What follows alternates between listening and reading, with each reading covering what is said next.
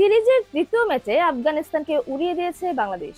6 উইকেটের দাপুটে জয়ে আফগানদের ভূপাতিত করে 3-0 ব্যবধানে টি-20 সিরিজ জিতেছে বাংলাদেশ। আফগানদের করেছে হোয়াইট ওয়াশ। ম্যাচে টসে হেরে আগে ব্যাট করতে নামে আফগানিস্তান। টাইগার বোলাররাও এদিনও ছিলেন দুর্দান্ত। আফগান ব্যাটাররা ছিলেন চাপে। দুর্দান্ত বোলিংয়ে আফগানদের মাত্র 143 রানে থামিয়ে দেন টাইগার বোলাররা।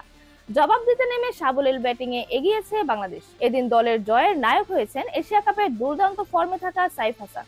ধুমধারাক্কা ব্যাটিংয়ে আফগান বোলারদের পিটিয়ে তক্তা বানিয়েছেন সাইফ। 38 বলে 64 রানের হার না মানা ইনিংসে দলকে জিতিয়েই ছেড়েছেন মাঠ। 3-0 ব্যবধানে সিরিজ জিতে আফগানিস্তানকে হোয়াইট ওয়াশ করেছে বাংলাদেশ। ম্যাচ শেষে আফগানিস্তানের প্রধান কোচ জোনাথন ট্রটের কাছ থেকেও প্রশংসা পেয়েছেন সাইফ হাসান।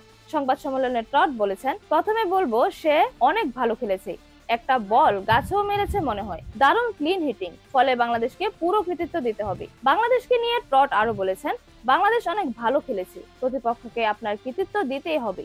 এশিয়া কাপে ম্যাচের আগে আমি মনে হয় বলেছিলাম তারা এশিয়া কাপ জিতেছে, তবে আসলে তারা জেতেনি। ফাইনাল খেলেছে 3 বার, বেশ গোছানো দল তারা। আমরা আসলে সেভাবে ভালো ক্রিকেট খেলিনি। এর আগেও শাহজাতে জিতেছি আমরা, এবার বাংলাদেশ এখানে এসে আমাদের হারিয়ে দিল।